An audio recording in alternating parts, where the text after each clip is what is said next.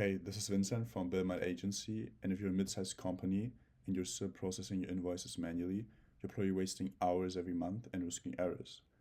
That's why in this video, I'll show you a clean invoice to payment automation that reduces processing time, approval friction, and payment mistakes.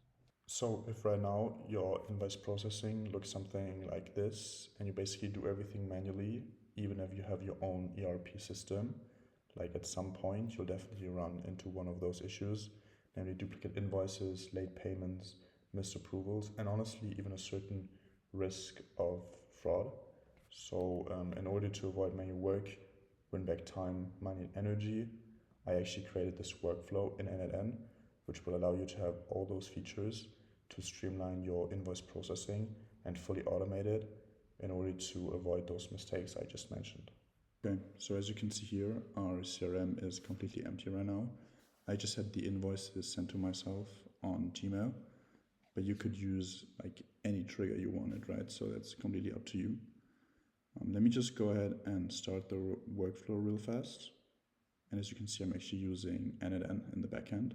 And as you can see here in the CRM, it actually got updated with the first invoice, and it's actually missing an IBAN. So this got marked as IBAN missing, which is quite important. And what you can also see is that we got a message from Slack. So we can see that the first invoice came in, which is from consulting services, as you can also see here, because it's from a strategy consulting firm. And as you can see here, they actually gave us some info. So we have the amount, the currency, and it also says that there's some risk reasons. So there's some risk involved because the vendor has not been seen before. So I could double check and just see if we actually like had those services delivered to us.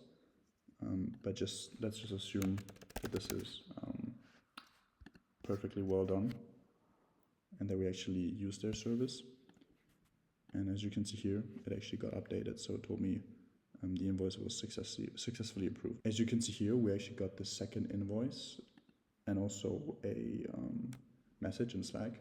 So this time it actually tells me vendor not seen before.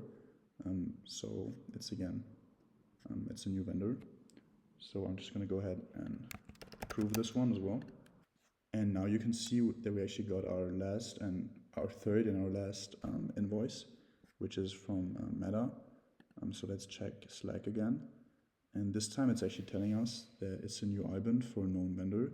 So the system actually saw that we already had invoices coming in previously from Meta, but actually this time they changed their IBAN, which could be fraud basically. So this could just be a fraudulent activity by somebody who actually just named their invoice like Meta does, but they're actually using their own IBAN, right, for fraud. So that's something that's detected from the system or by the system, and it actually shows it here as well. So we have a new IBAN.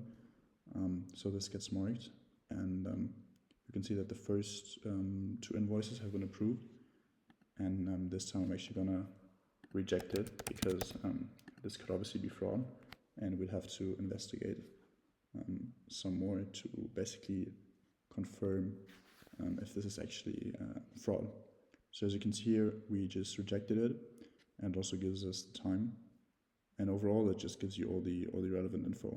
Okay, so as a final step, I'd love to show you how you can actually create those CSVs completely on autopilot, which you can actually use for your bank transfer, right? So this CSV you could just use and go ahead and put this into your online banking, and would actually process the invoices right away. So if we go back to our CRM, and I'm going to go to that section right here, and you can actually see that one of those three invoices actually got exported for payment through the process I just showed you.